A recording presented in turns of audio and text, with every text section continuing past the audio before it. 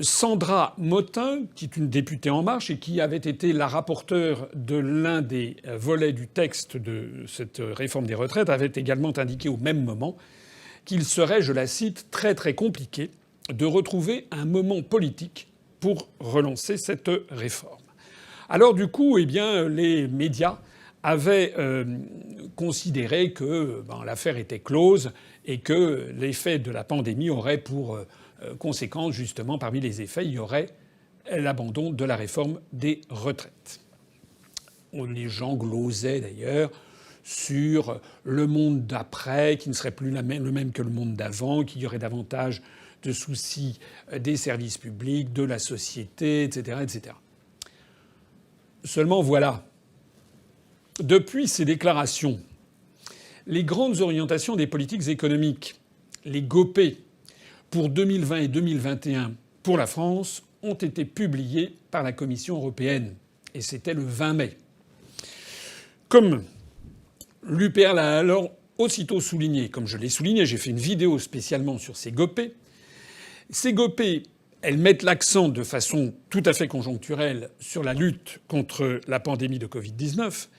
Mais comme je l'ai dit dans ma vidéo et dans un communiqué de presse que nous avions fait, elles contenaient toutes les injonctions habituelles à réformer, c'est-à-dire en fait à démolir notre système social, nos services publics, les financements étatiques et j'en passe. Nous avions spécialement insisté à cette époque sur le fait que les GOPE 2020 étaient donc conçus comme des poupées russes. Quand je dis cette époque, c'était il y a 15 jours. À savoir que je vous avais expliqué que ces GOPE comprenaient toutes les GOPE, tous les rapports antérieurs sur les grandes orientations des politiques économiques d'avant 2020 et 2021, donc 2017, 2018, 2019, dont nous avons fait des analyses détaillées en leur temps et qui comportent, par exemple, l'exigence de réformer les retraites. Ces GOPE sont toujours valables. Et en dépit des promesses de Gilles Legendre sur ce sujet, la réforme des retraites, je vous l'avais expliqué, est donc plus que jamais d'actualité pour la Commission européenne. Je vous l'avais dit, les médias qui nous racontaient que Macron avait changé, qu'il était devenu souverainiste, que le monde d'après, la Covid-19, n'aurait plus rien à voir avec le monde d'avant, tout cela, ce n'était que de la propagande et en fait des bobards. Nous vous avions dit que la seule préoccupation de Macron, ce n'est pas de changer de monde, ni de renationaliser nos services publics, ni de relocaliser l'industrie et l'agriculture et les emplois en France, ni de supprimer la retraite, la réforme des retraites. Non, non, non, non. La seule préoccupation de Macron, aujourd'hui même, c'est de poursuivre la même politique qu'auparavant, tout en essayant de faire croire que cette politique a changé. C'est cela que demande la Commission européenne avec les GOPE. C'est cela qu'exigent les commanditaires qui ont fait élire Macron en 2017 après avoir monopolisé les médias à son profit pendant les 2 années précédentes. Si je prends la parole devant vous en ce 8 juin, c'est pour vous signaler que Macron vient de confirmer toutes ces analyses. Le 5 juin, il y a 3 jours, il a fait savoir qu'il poursuivra la réforme des retraites. Alors il a utilisé des formules chèvre-chou, comme d'habitude, pour le dire sans tout à fait le dire, pour embobiner les Français, pour mettre dans l'esprit l'idée que la réforme va revenir, mais qu'on y va de façon homéopathique, etc. Il a indiqué, par exemple, qu'il voulait relancer ce texte pour partie seulement. Ah oui, c'est la tactique du salami, tranche par tranche. Ce genre d'artifice, ce genre de manipulation n'a pas d'autre objectif que celui de tromper les Français, de vous tromper. Il s'agit de ne pas afficher une position tranchée, claire et nette. Macron, il a horreur de ça. Il faut rester dans le flou. Mais la réalité, c'est que le locataire de l'Élysée va donc bien continuer à appliquer les GOPE pour 2020 et 2021. Parce qu'il n'a pas le choix, parce que nous sommes dans l'Union européenne. Et ça pèse d'un tout autre poids que Gilles Legendre et que tout le Parlement français. Comme nous vous l'avons expliqué plusieurs fois, la réforme des retraites est financièrement infondée, socialement injuste et politiquement déraisonnable. Les députés d'En Marche le savent, comme les autres députés, et Macron le sait aussi.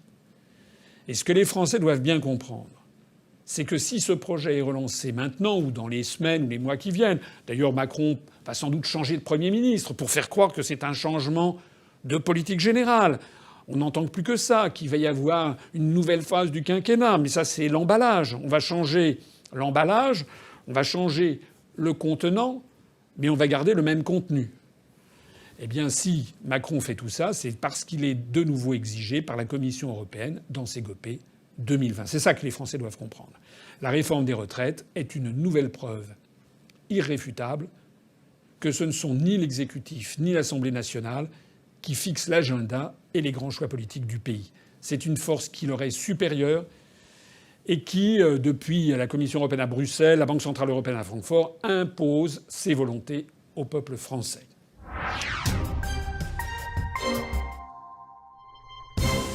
Alors je voudrais conclure ici sur ce que je pense être le vrai drame de la France.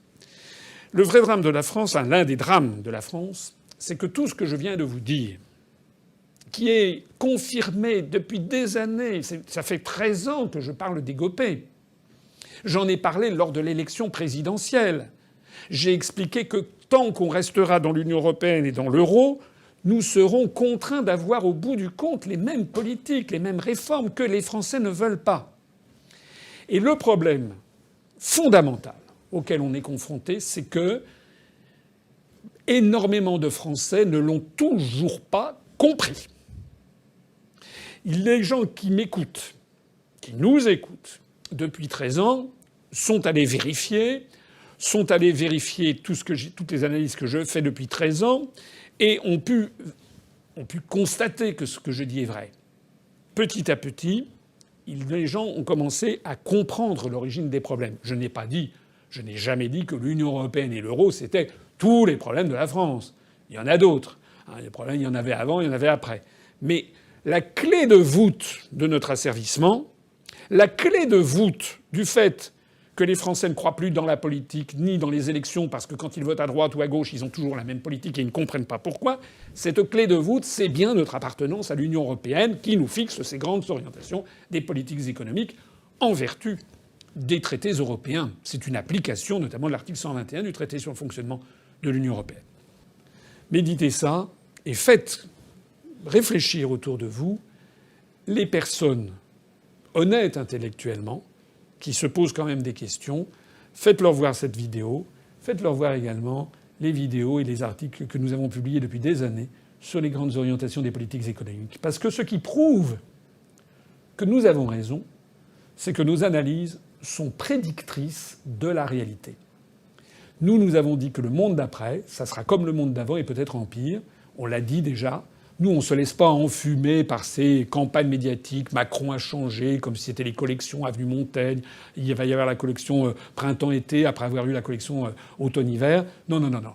Nous, on explique que la France, elle est pieds et poings liés dans un réseau de décisions qui sont prises par l'Union européenne et par la Commission européenne et par la Banque centrale européenne. Et tant qu'on n'en sera pas libéré de ça, eh bien les choses vont continuer. Et pour terminer, comme le dernier intervenant dans cet article, eh bien la France va continuer à descendre et à descendre.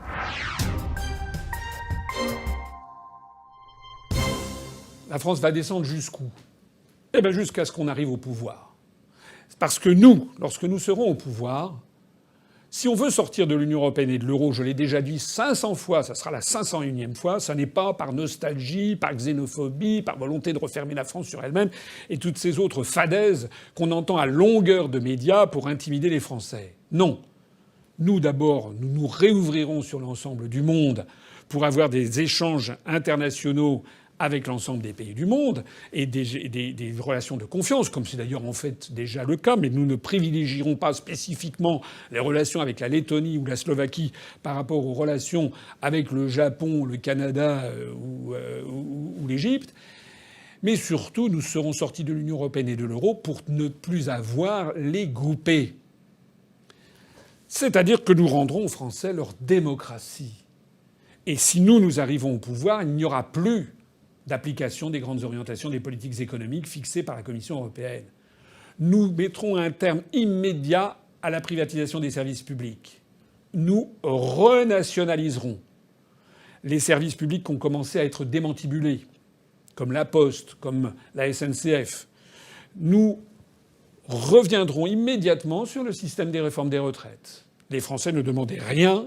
Eh bien, puisque les Français ne demandent pas de modification du régime des retraites, nous n'avons pas à modifier le régime des retraites. Et tant pis pour BlackRock, pour ces grands fonds d'investissement américains, et qui sont là, pas seulement américains d'ailleurs, pour essayer de piquer l'épargne des Français. Alors c'est vrai, je reconnais que lorsque l'on s'attaque, comme je le fais depuis 13 ans, à BlackRock, aux grands fonds d'investissement, aux grandes entreprises financières mondiales qui essayent, pas seulement américaines d'ailleurs, mais ça peut être aussi des fonds d'investissement qataris, saoudiens, chinois, russes ou aussi d'ailleurs des fonds français.